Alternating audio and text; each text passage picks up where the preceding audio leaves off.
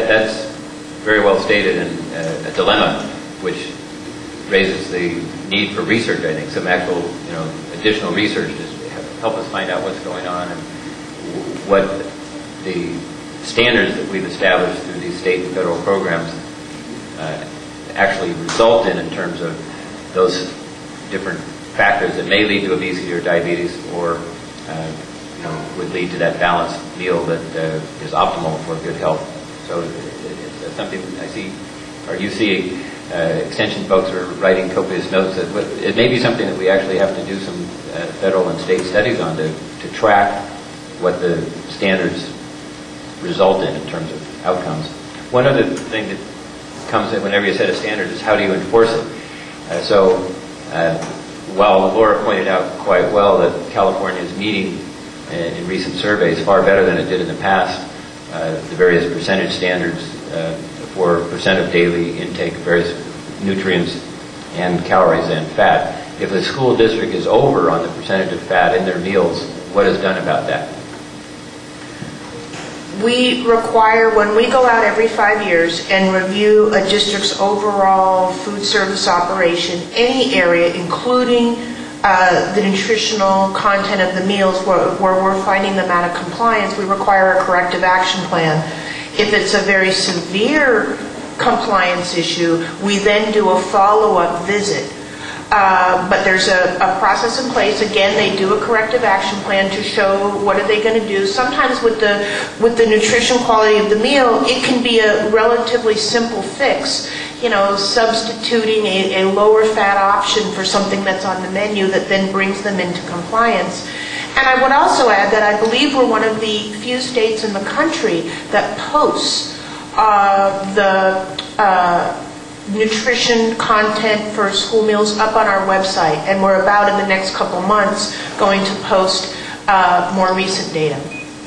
Great, thank you, Phyllis. Laura, you want to add to that? Just one other thing.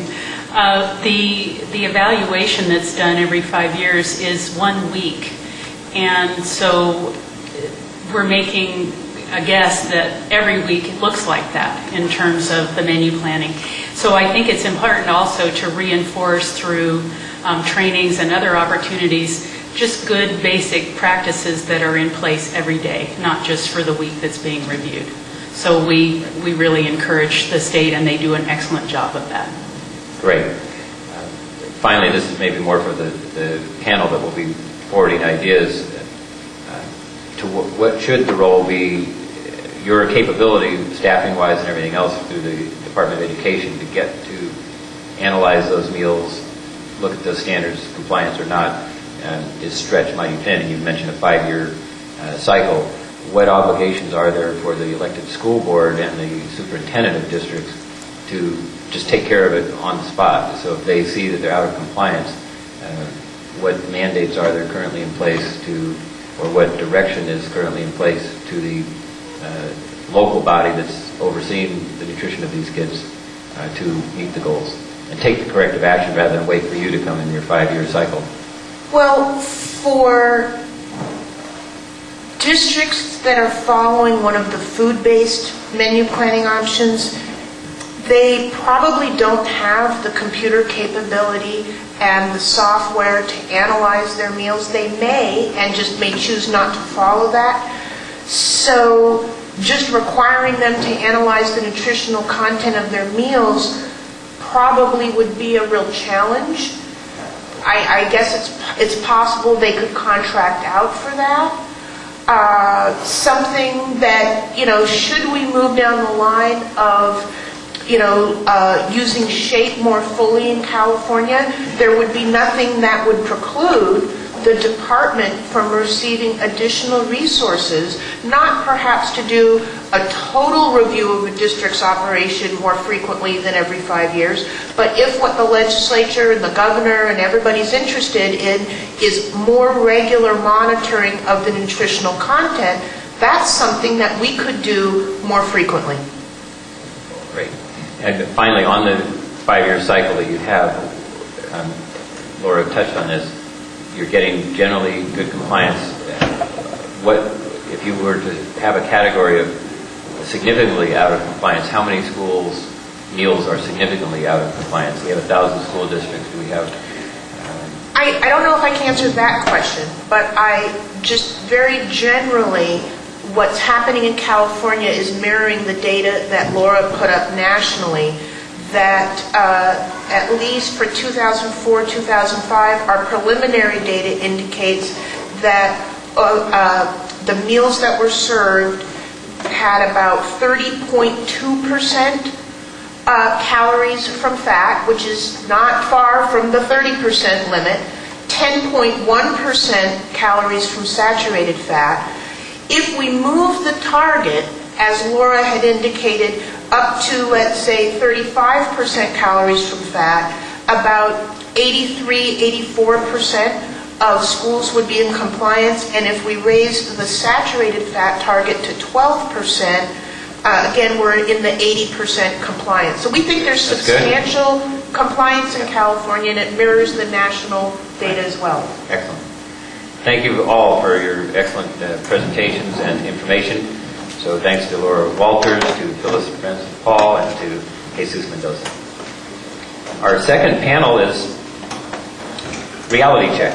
What do school meals, what do meals look like and why? We're inviting up now Linnell Grumbles, Director of Food Services of Visalia Unified, Paul Eatsbog, Director of Food Services right here in Fresno Unified, our gracious host today, and Xin Guan, Elena Jordan, our two students who are here with us, as well as Ibu Izquierdo.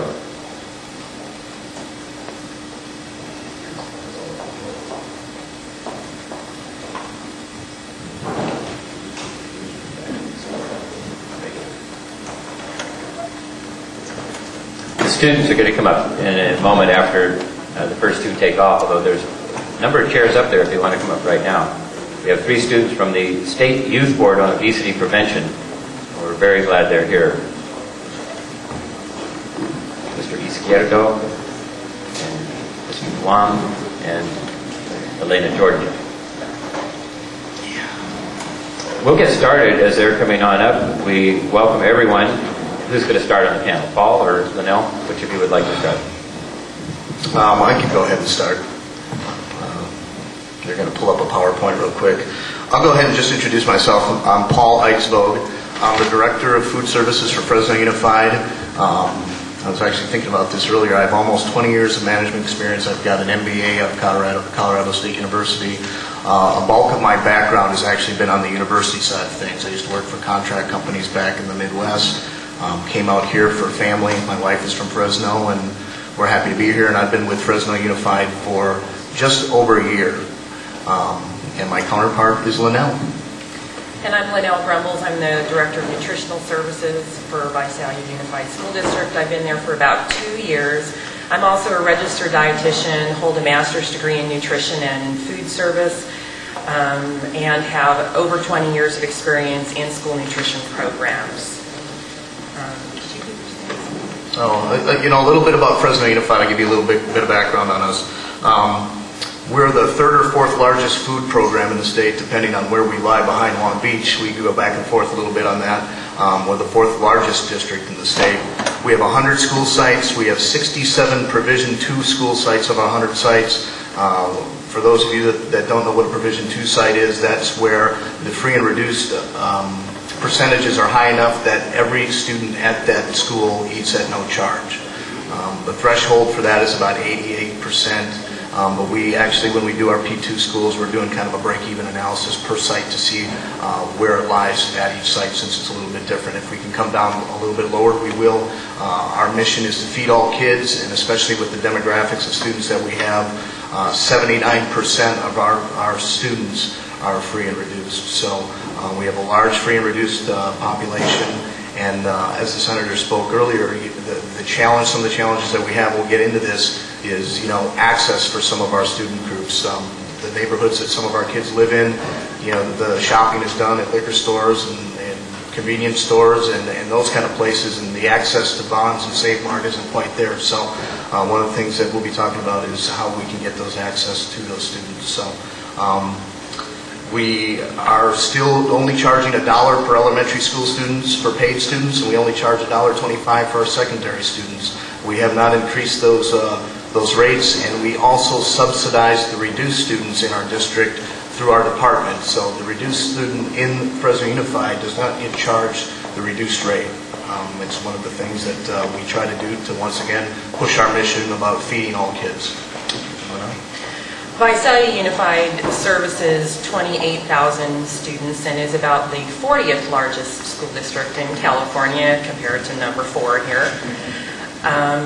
We do about 22,000 meals a day, and 53% of our students are eligible for free or reduced benefits under the federal and state meal programs, in contrast to Fresno, which is 78-79%. So we have a smaller, needy clientele in the Visalia area, not too far away from Fresno here. Paul and I decided to do kind of combine our presentation this morning because we share many of the same issues and goals for our students. So Paul's going to get started this morning and talk about where our program dollars come from. And Phyllis made this easy for me since she's already gone through this. Once again, we are largely, our reimbursement rates are largely federal government funds. We get funds from the National School Lunch Program, National School Breakfast Program, the After School Snack Program, Summer School Seamless, Fresh Start. We get state reimbursements for National School Lunch and Breakfast and Summer Seamless. For only free and reduced students, we do not get a reimbursement for paid. Other sources, we have outside activities, catering, our cash sales, a la carte sales, adult meals, those kind of things. So if Marissa can go through the next slides real quick. The dollar breakdown for Fresno Unified, our revenue sources are around $29 million, and you can kind of see the breakdown, but we've got a slide that shows it in percentages, and that will actually do a little bit better job of showing you where we're at. And this is Visalia, and our annual revenue is about $8.5 million as compared to Fresno. As we get to the percentages, as you can see, we have 85% of our sources for funding is from the federal government and the National School Lunch Program reimbursement rates. 6% is state, 7% is paid, and then 2% is that other category, charter schools and interest and those kind of things. And then look at Visalia, a much larger percentage from the paid student, because only about half of our students are eligible for the free or reduced meal price program. So local dollars, local cash that's received is much more important to our budget and a much larger segment of our budget than a school district with a higher free and reduced rate. The next slide, once again, it's about the dollars spent, and it's right around $29 million. We'll kind of blow through it. You can see the dollar amounts there. We've got another slide that will show percentages, but approximately a little over half is labor and 36% is food. And the Visalia slide is going to look very, very similar as far as the way dollars are spent. And then let's look at the percentages. As you can see, and as I said earlier, 51% is labor. That includes benefits and those things. 36% is food. The thing that I think Linnell and I can both attest to, some of our counterparts in the audience can attest to, food is going up. When you look at, I looked at the CPI index, and you look at the food and beverage, last year we were about 33%, it went up to 36%. Produce is increasing, those costs are increasing for us, and as we want to try to put those things into our programs, we're going to be needing additional monies in order to do those things. Once again, I don't think anyone has to argue about why we're here. We're here to feed kids, and we're here to give kids the healthiest meals that we possibly can. I think we're all just trying to brainstorm on how we can get that to those students and how we can get the funding needed to make it happen. And you'll see the Visalia slide is very similar in percentages, the way the money is spent. Our labor is pretty much set. I think Paul and I both do a good job of reducing the amount of labor so that we can maximize the amount of food, dollars that we spend on food. If the budget is to grow and if more money is needed to improve the nutritional quality of foods that are served, that's where the budget needs to grow. And there are only a few places to squeeze that money from. It'll either come from facilities or our other expenses, which are a very small portion of the budget. So there's really a need for new and additional funding to come into the budget stream rather than squeezing out other areas. And what's included in overhead and other, overhead is pretty much a set percentage. It's 5% in California. That's actually set by the Department of Education. It's what's considered an indirect cost, and that 5% of all of our, it's a 5% of our revenue, not of expended, no, excuse me, 5% of expenditures is paid back to the school district for what we consider indirect costs, which is to cover payroll and, help me, Paul. It's basically payroll, leasing, it's basically energy costs. The building, your portion of the square footage and those kind of things, just basically to cover those costs.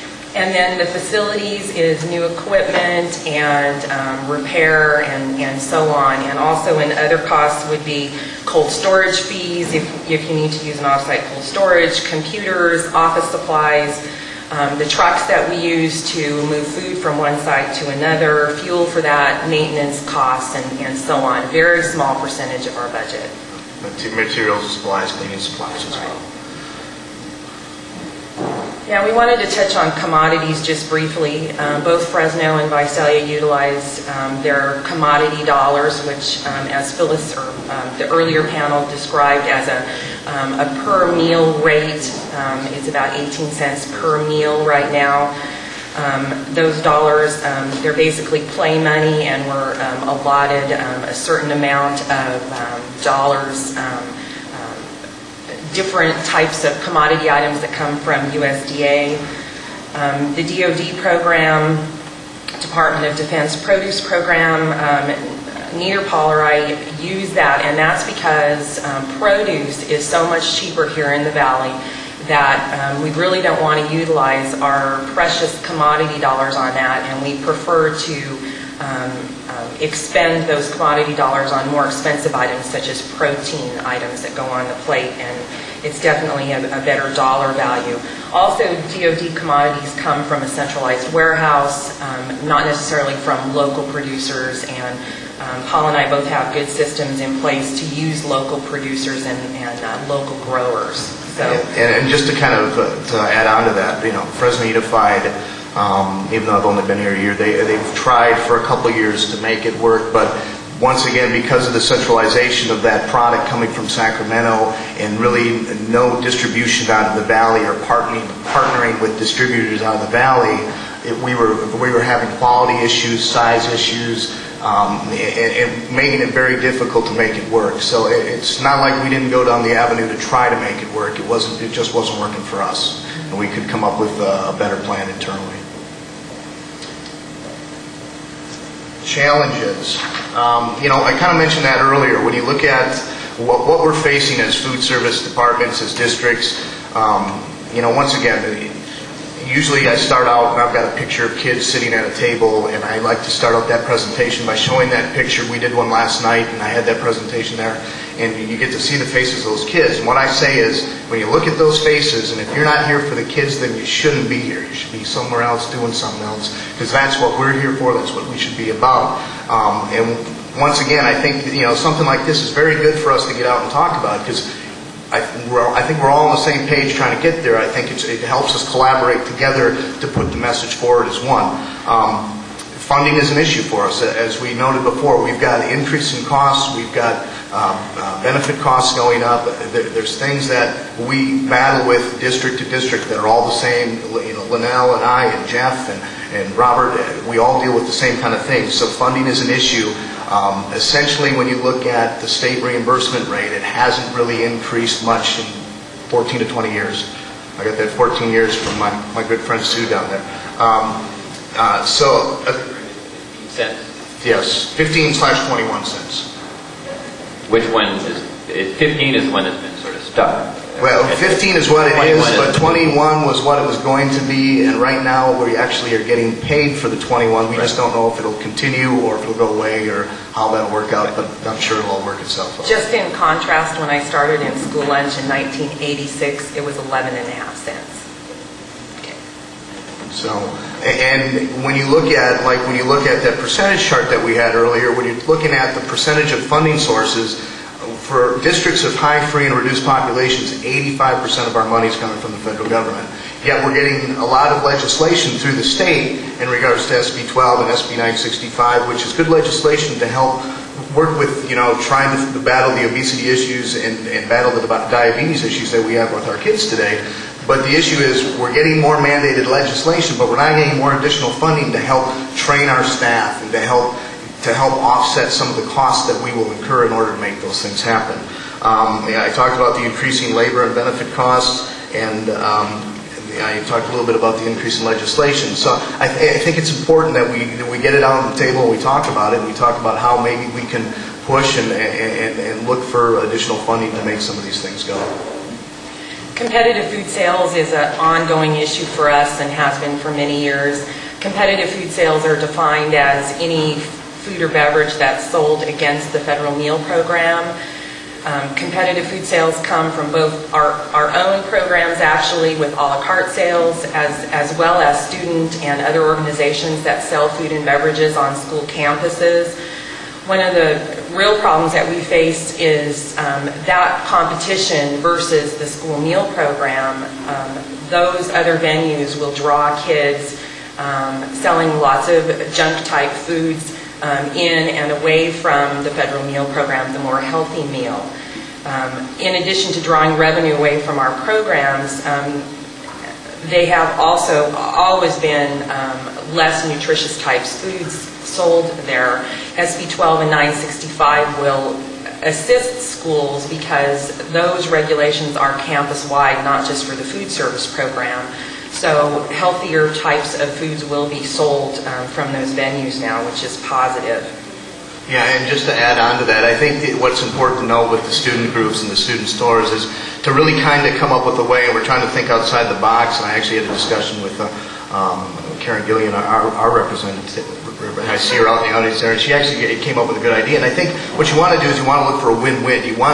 The student stores need the money, and so you want to find a way that, think outside the box, how can we win, can they win, and maybe you can agree on certain competitive foods that they can sell, but you use the purchasing power of the district so they get it at that price, and then you do some profit sharing or you increase the cost. And I know some districts are already doing that. We do that a lot at the university level to be able to deal with student groups, and I think there's ways of, you get the commission back or you get the markup in the price back to the students when to purchase the product, and then it helps subsidize maybe the loss of some of those sales when you have some competitive sales. But I think there's certainly ways of looking at it and working with groups of students to try to find ways that, and then it standardizes things and allows them to automatically meet the legislation, and you're not battling, well, what's being sold.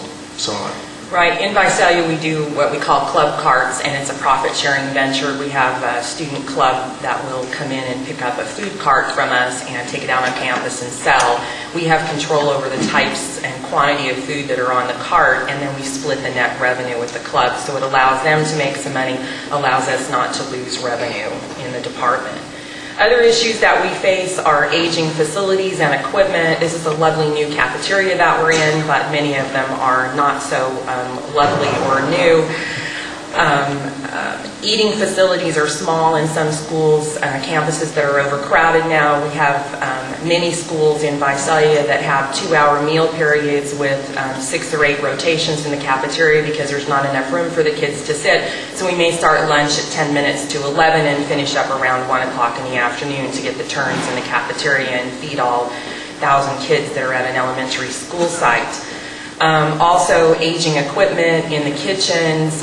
You remember only about 4 or 5% of my budget was to replace those kinds of equipment pieces in the kitchen areas. Typically, I have 50-year-old stock pots and ovens that we're repairing and trying to keep going rather than replacing. Anytime you replace a piece of equipment in school, you know to buy top of the line because you're going to have it for the next 50 years and it's going to go on down to the next generation. So you always want to do a good job, spend the extra dollars and put in a good piece of equipment because it needs to last. Good quality materials need to be used too for walls and flooring and so on. It's very important to plan that carefully because it's a facility that you're going to have for a very long time and needs to work. Also, the need for training dollars for staff as meal patterns change and requirements change. We need to bring our staff in. That all costs money. We have to pay them for training time. We have to pay for the trainers to come, for materials, to use facilities, whatever's needed for that training time. That's not necessarily built into our budget. And labor is expensive. A typical labor hour for me costs about $25.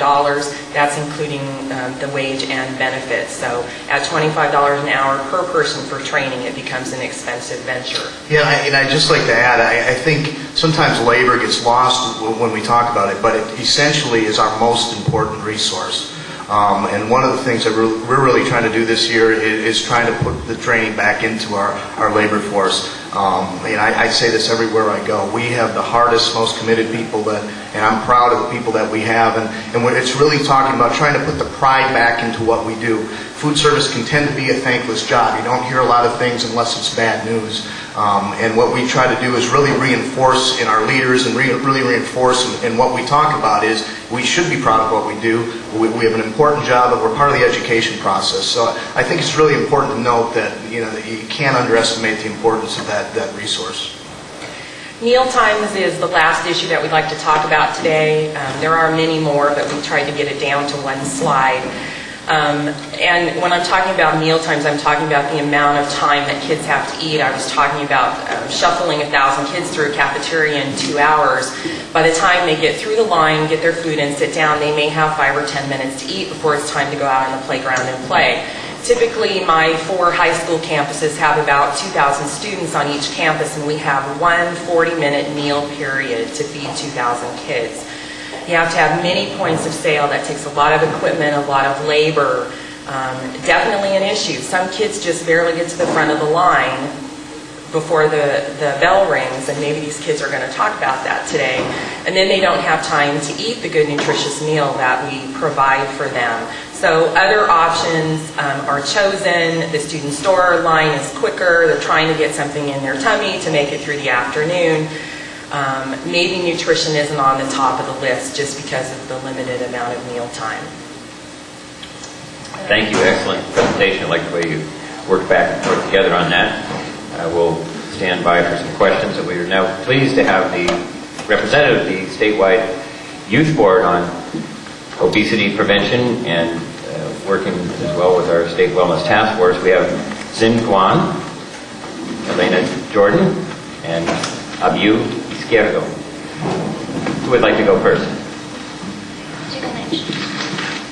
And I think, Elena, you may have the prize today from traveling the farthest. Tell us, as you begin, what high school you're from, or what community you're from. Hello, I'm Elena Jordan. I'm from Ukiah, California. I go to Ukiah High School. Hi, my name is Xin Guan. I'm from Santa Barbara.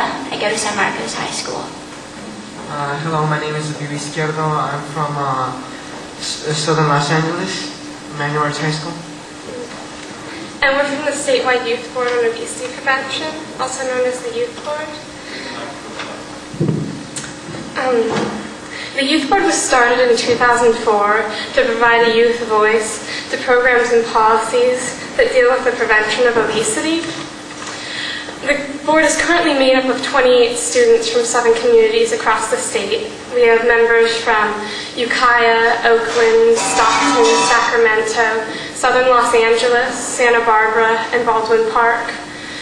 Because of this variety, it gives us a diverse representation of students' opinions from across the state. State board members participate in trainings, assessments, local projects, and advocate for statewide policies that promote healthier lifestyles. And we'd now like to talk about some of the school meals in our districts. Hi, in Santa Barbara, according to a research done by Sanson's Diabetes Research Institute, 33% of the students tested are overweight or obese. And this definitely shows the prevalence of the obesity epidemic in the Santa Barbara County and the surrounding area as well. And my peers and I, we did an investigation on school meals in all grade levels in our community. And we found out that in elementary, junior high, and high schools, there's a balanced spectrum of foods ranging from fresh fruits and vegetables picked directly from the school gardens to brownies, pizzas, and tater tots, and very unhealthy options as well. And at certain schools, there are special programs such as the Green Academy at Santa Barbara High School and the 6th grade garden in Peabody Charter School. And these programs would allow the students to grow their own fruits and vegetables and be able to supply them into the cafeteria, and so the students could consume them. And we think that the focus should not be solely on getting healthier foods, but also more on renovating the cafeterias and making them more appealing to students. For example, in San Marcos High School, the location of our cafeteria is very inclusive, and students generally don't like to go in there either because they have to wait in long lines for 15 minutes when our lunch period is only 30 minutes. And also because the cafeteria is used for multi-purposes, so it's very unappealing and dark, and not a lot of students go there because that's just not the general spot to hang out. And we're thinking if we can make the cafeteria more appealing to the students, we might be able to attract a more diverse group of students instead of just the students in the free and reduced lunch programs, which we see now. And as the previous director stated, that the cafeteria also has to compete with teacher vendors on campus and other organizations that draws more students into those programs instead of the cafeteria. Now, what we've noticed is that the cafeteria definitely offers the healthiest option on campus, and what we think we should work on is how to make the cafeteria the #1 choice of the students. Because of the unappealing decorations of cafeteria and waiting in the long lines, a lot of students in our community rather go off campus for lunch. At our school at Ukiah High, we have 4 main lunch lines. The first one's a quite traditional line with your tater tots, cheeseburgers, Tyson chicken burgers, pizza, and other traditional cafeteria foods. We have a second bar line, which is nachos, which consists of chips, nacho cheese, and chili, both of which are canned. Our third line offers a different meal each day. There's a variety from Italian food, Mexican food, deli sandwiches, all-American food, which is normally like fried chicken and mashed potatoes, and also Chinese food. But our best and healthiest bar is our salad bar, which offers a variety of fresh and canned vegetables to the students.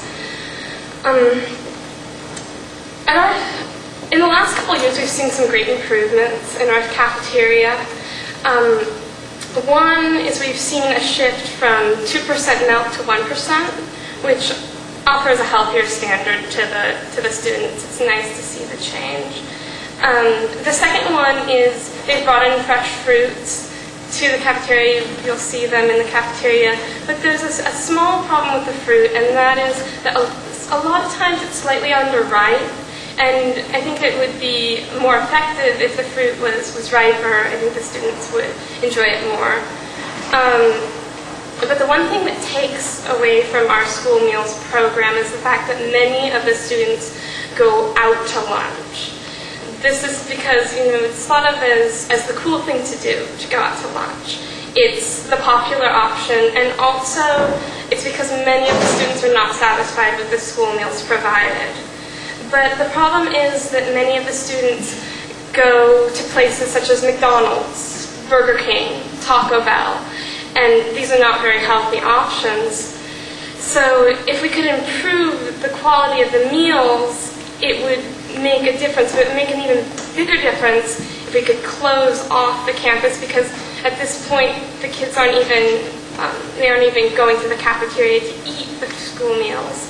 So therefore, it would be best to close off the campus while at the same time improving the food quality so that the food was so that the students felt that the food in the cafeteria was appealing and were therefore happy to stay in the cafeteria to eat lunch. We feel that if the meal's quality were to improve and they were required to stay at lunch, then maybe the healthier foods could reach more people.